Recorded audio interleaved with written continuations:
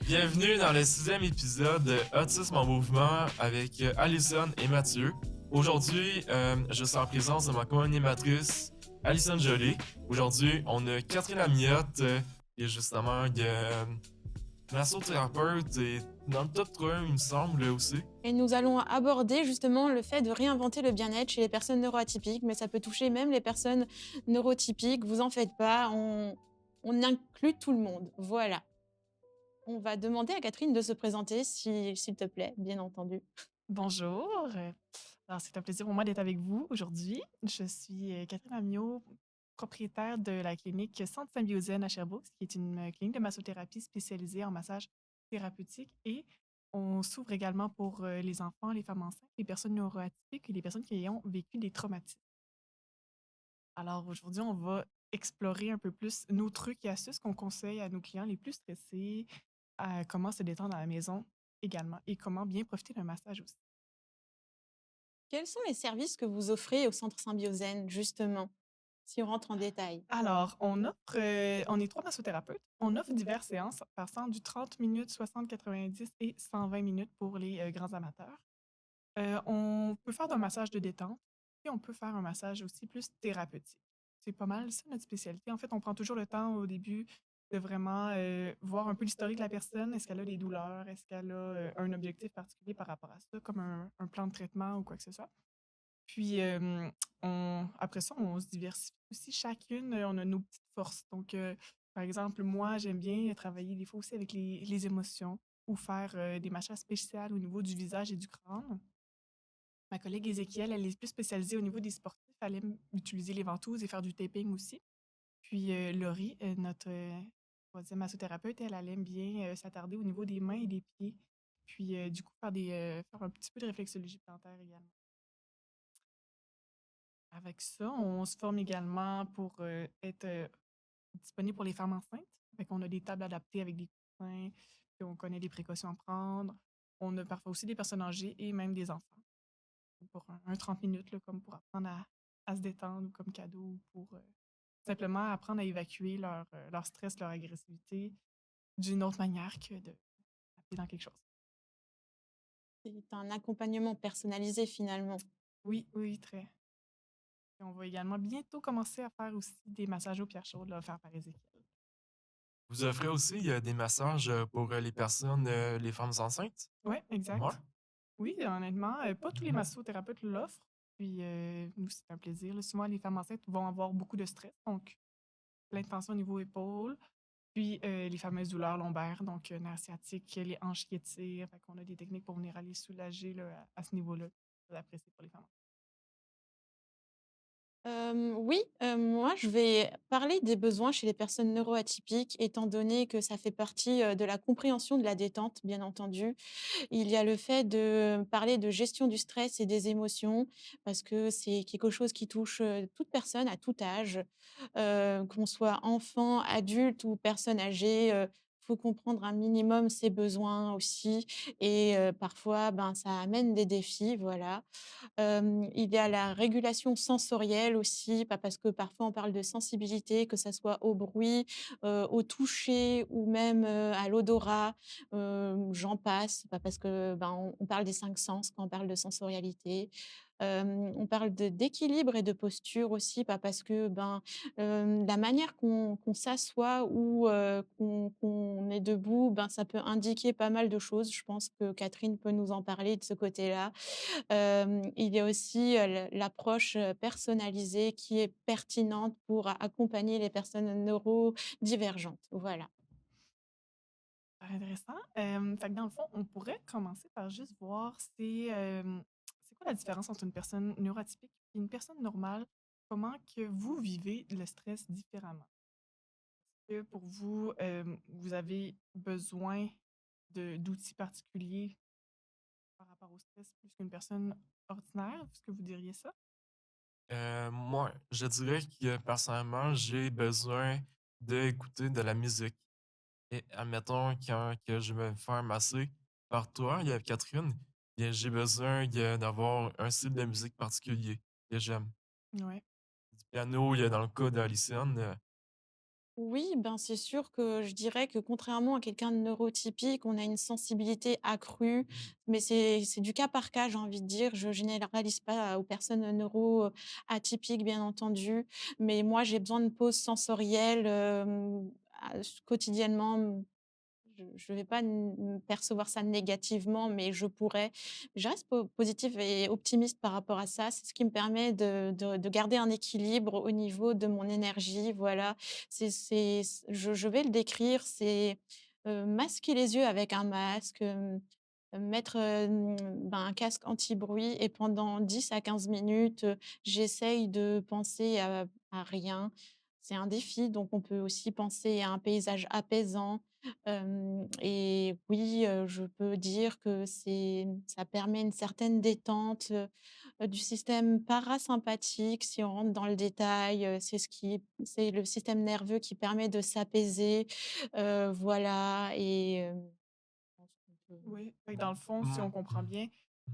toi, ta manière de te relaxer, c'est de te couper un petit peu du monde de mmh l'extérieur en réduisant ton impact sensoriel avec le moins de stimulation possible, finalement. mh. Ouais, ben, puis en parlant de ça, mais je veux dire, il y a différentes personnes autistes, qui vont récupérer beaucoup plus vite, que d'autres personnes, donc je pourrais le dire. Récupérer quoi? Récupérer le niveau de la fatigabilité, suivi d'une hypersensibilité, d'une hypercharge sensorielle, admettons. OK. Ben, là, on parle dans un cas de massage que ça l'aide forcément, il y a beaucoup plus, les neuroatypiques aussi. J'ai pas bien compris la question, excuse. Ah non, c'était un commentaire Ah que OK, je OK. faisais. Oui. Oui, c'est sûr que tout le monde est différent, même parmi tous les autistes, on les met pas tous dans la même case. Il y en a qui Non. sont plus sensibles au Mmh. toucher, plus sensibles au bruit, plus sensibles à la lumière. Il y en a qui vont vouloir parler, il y en a qui vont pas vouloir parler. Et on va s'adapter à ça. Vraiment, c'est pour ça que prendre le temps au début de jaser un petit peu, c'est toujours important de faire avec son thérapeute. Est-ce que les personnes atypiques devraient se faire masser? Je vous dirais oui. Oui, oui, oui. Ça va, ça va vous aider à connecter avec votre corps parce que des fois, comme si vous étiez un petit peu étranger dans le monde, puis ça vous saute dessus. Puis, oh mon Dieu, c'est stressant. Le corps se fige. Puis des fois, on peut développer des inconforts. Puis quand ça dégénère, parfois, des fois, on est moins bien dans notre corps. Puis pour avoir une belle relation avec soi, ça passe avec le fait de se sentir bien dans son corps physiquement. Alors, le fait de se faire toucher, il y a de l'énergie qui passe en travers l'autre personne, puis ça fait du bien parce qu'on en reçoit. Ça fait circuler de l'énergie dans notre propre corps, puis ça booste notre système d'autorégulation et d'auto-guérison. Pour l'estime de soi aussi, c'est bien de se faire toucher quelquefois, juste pour se dire que je suis digne de recevoir un contact aussi.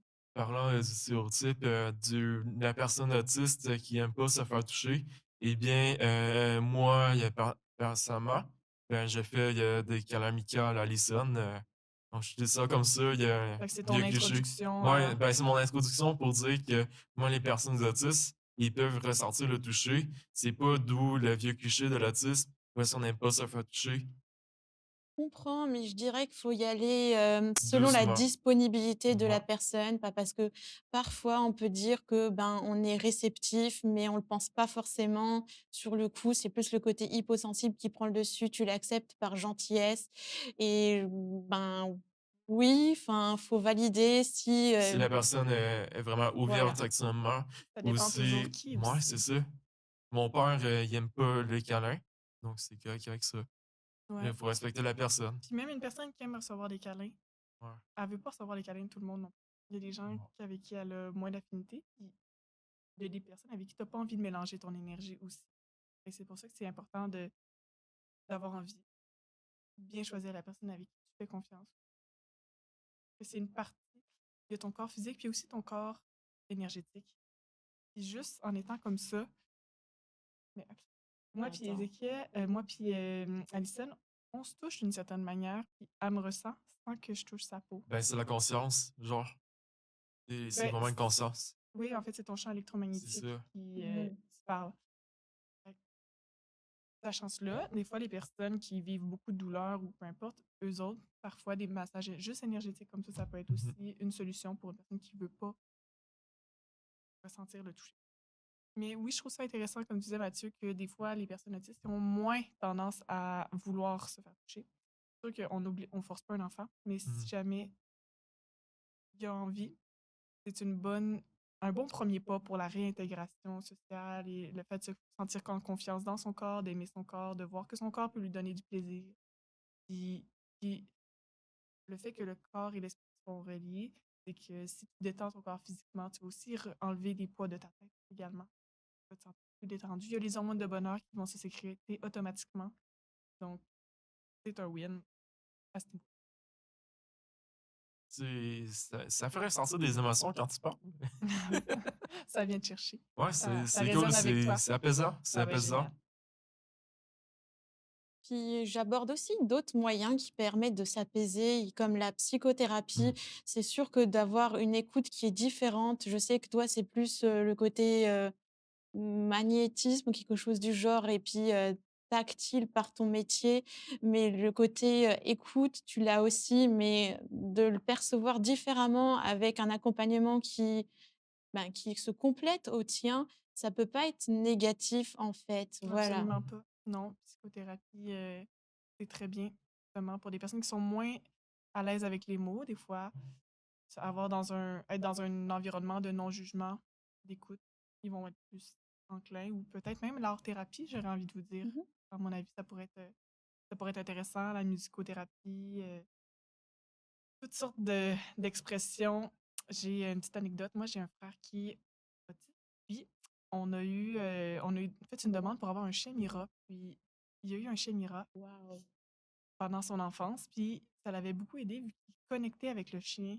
Il ressentait de l'amour, il ressentait qu'il communiquait avec, justement, puis qu'il y avait un ami, sans besoin de parler nécessairement, d'exprimer sa journée ou quoi que ce soit. Fait que, des fois, les animaux aussi, ça peut être un bon truc là, pour les personnes autistes, si jamais vous le saviez.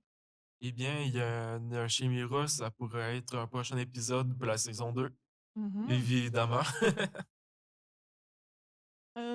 Effectivement, on peut Mmh. aussi parler, d'autogestion quand on prend soin de soi. Je ne sais pas si tu es d'accord avec ça? Mais ça permet aussi, ben, de s'accomplir, quand on n'a pas forcément de rendez-vous dans l'immédiat, voilà.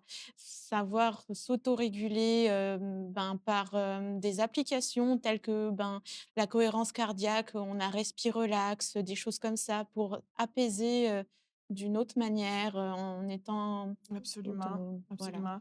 Comme les personnes neurotypiques et les personnes normales, mais particulièrement vous, tout ce qui va être apprendre à gérer ses émotions, c'est un plus pour vous. Donc, comme la respiration est la chose qu'on peut contrôler, qui contrôle ce qu'on ne peut pas contrôler, donc notre rythme cardiaque, c'est intéressant apprendre à la réguler justement pour pouvoir se mettre dans un état de détente alors que notre cerveau peut penser le contraire. C'est de vraiment aller chercher une respiration profonde, ouvrir le diaphragme, ça vient apporter plus d'oxygène au corps, plus d'oxygène au cerveau. La régénération du corps se fait mieux. On se sent plus détendu. Vu que ton corps pense que tu es plus détendu, il va donner des pensées de détente. J'aimerais savoir c'est quoi tes techniques de relaxation, à toi? Vraiment. Oui? Ben, des fois, les exercices physiques aussi, ça peut être une bonne idée, tels que le yoga, le pilates, une marche, une petite randonnée.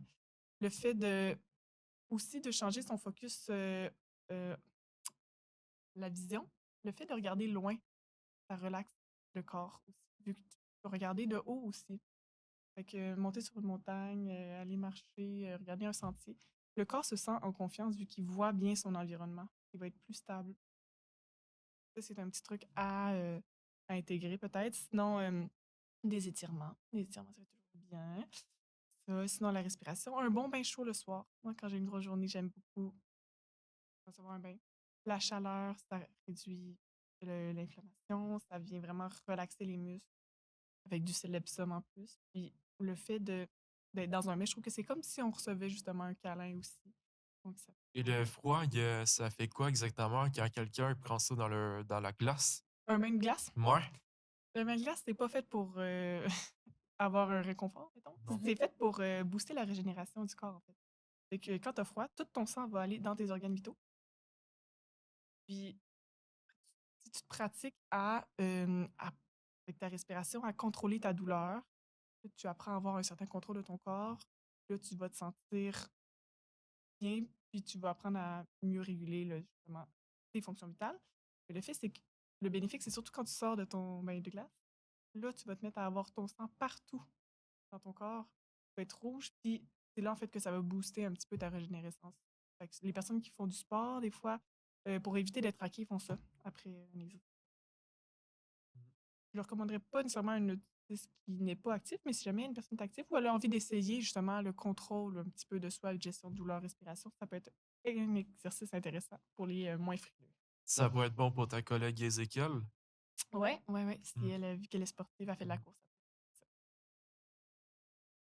Ben, il y a aussi le fait de pratiquer une activité physique comme tu Mmh. l'as nommé. Mhm. Moi, personnellement, je fais du crossfit. Ça permet d'évacuer ben, une certaine charge émotive aussi, c'est-à-dire se dépenser à, un niveau haute intensité. Je sais pas comment le dire correctement, Ouais. excuse-moi. Mais oui, c'est différent.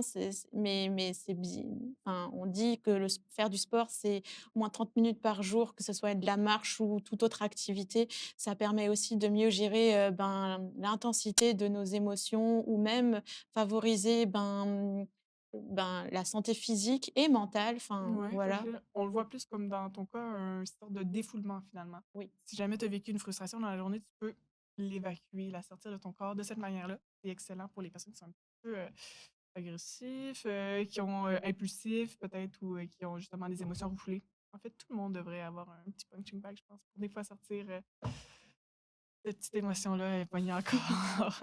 J'étais pour dire un petit commentaire, mais je vais m'abstenir. C'est bon, mais effectivement, je pense que c'est bon autant pour, toutes les personnes, qui sont Absolument. neurotypiques et neurotypiques, même s'il il peut y avoir, une hypersensibilité à l'émotionnel aussi et aussi, pour les personnes qui sont particulièrement rigides un peu aussi. Oui, probablement. Ouais. Oui, absolument. Des Mmh. fois, on dit rigide dans la tête, rigide dans le corps aussi, hein. Fait Ouais. que ça pourrait leur aider à augmenter leur flexibilité physique et mentale et être Mmh. plus ouvert.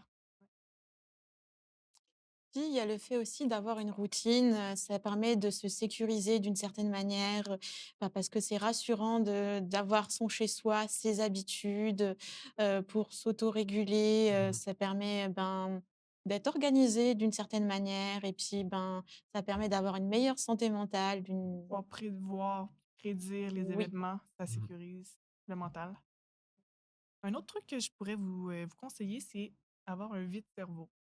Ce que je veux dire par un vide-cerveau, c'est un cahier de notes où est-ce que, en fait, tu marques ce que tu as envie de te rappeler. Ça peut être comme une sorte de to-do list ou des idées que tu as ou peu importe. Tu fais ça quand tu arrives chez toi après ta journée. Les choses qui popent dans ta tête de ah, je devrais penser à ça, je devrais faire ça, je devrais acheter ça, je devrais parler à telle personne. Écris-le. Libère-toi de tout ça.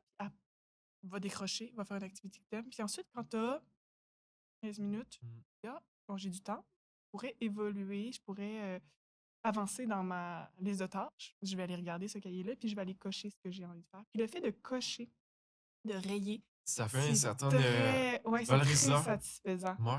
C'est ouais, pour le sentiment d'accomplissement aussi.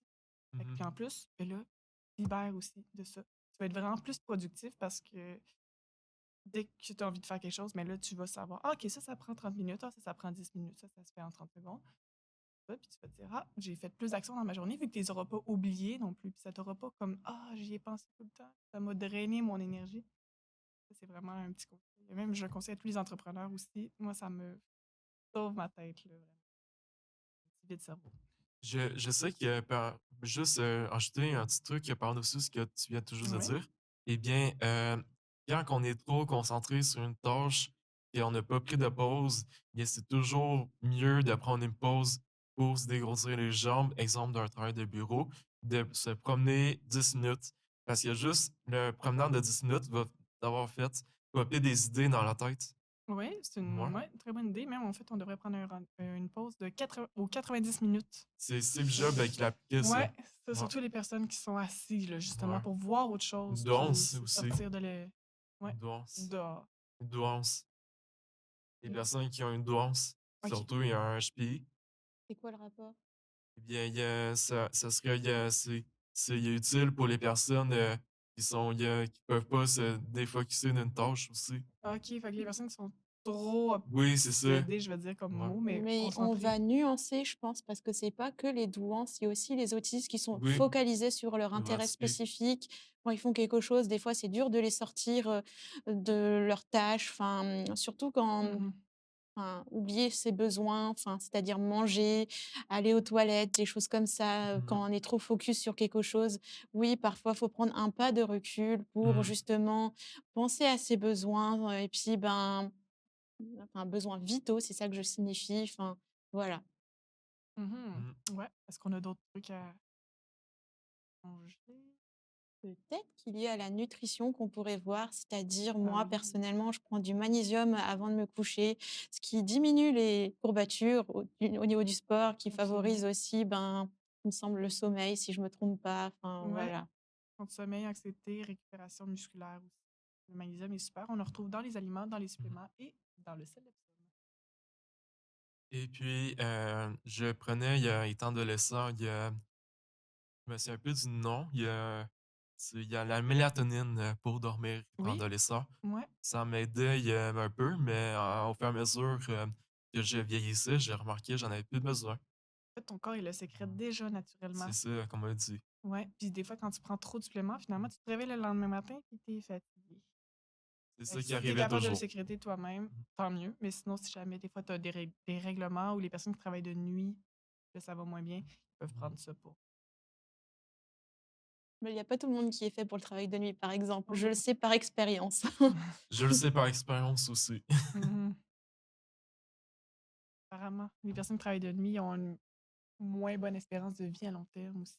Ils ont moins de soleil, Oh! puis l'épuisement aussi, pas faire peur, mais l'idéal, c'est de travailler du jour. Évidemment. Suivre le rythme de la planète, en fait, des saisons et du soleil. On devrait dormir plus l'hiver, on devrait moins travailler. Puis contrairement avec l'été aussi, on devrait plus être actif. C'est normal qu'on ait envie de faire plus d'activités relax l'hiver, puis d'avoir un gros down en automne, là. C'est tout simplement notre corps qui suit le rythme des saisons. La météo en est pour quelque chose aussi. Ouais, c'est ça. Mais ça prend un petit peu de discipline des fois aussi de faire les choses qu'on veut faire, puis on est capable, mais faut juste pas se taper sa tête si jamais on a un moment plus de fatigue, là.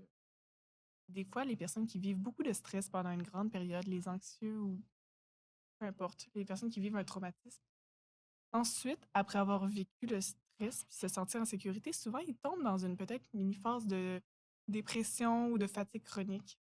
Ça, c'est normal. Les personnes, ils se trouvent qu'ils se sentent pas qu'ils vont au bout du chemin finalement, mais ça fait vraiment partie du processus de guérison, vu que le système il a été tellement en état d'alerte pendant longtemps, de se mettre en mode survie finalement plutôt qu'en mode épanouissement, que Mmh. là, il y a tellement de chemin à rattraper que le système il est un peu shutdown, puis il doit recommencer à tout se réguler dans un système de confiance. C'est pour ça que ça prend du temps. Mais c'est tout à fait normal d'être fatigué après avoir travaillé fort. C'est pour ça qu'avoir plusieurs vacances dans l'année, c'est mieux qu'en avoir une de 2 semaines. Ouais, Je idéalement. savais pas ça, c'est un détail important. Oui, et le best, en fait, ça serait de prendre une semaine de vacances une fois par saison. C'est Noté. pour ça qu'on conseille les massages minimum une fois par saison aussi. Un massage, ça peut être une petite pause dans ton quotidien qui te permet de te reposer justement, puis de éclaircir la tête là, si jamais tu prends ce temps-là pour vraiment faire le point sur toi. Mais la majorité des gens, on va leur conseiller une fois par mois un massage de moins 1 heure. Les personnes qui ont plus de douleurs récurrentes, des fois un suivi aux 2 semaines, ça peut être plus approprié. Mais c'est important de faire une pause chez tout le monde et notamment les personnes les plus anxieuses. Donc, merci Catherine pour ta disponibilité. Ça nous a fait plaisir de t'accueillir dans ce podcast. C'est sûr qu'on mettra, ben, ton lien, c'est-à-dire de Symbiosène dans la description. Voilà, donc, ben, un grand merci.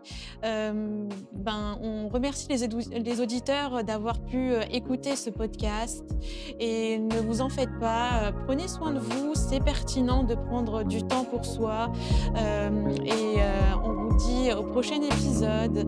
Merci beaucoup et puis, ben, bonne journée et bonne Bonne détente. détente et bon massage, bonne journée, merci beaucoup. Sonny et Catherine.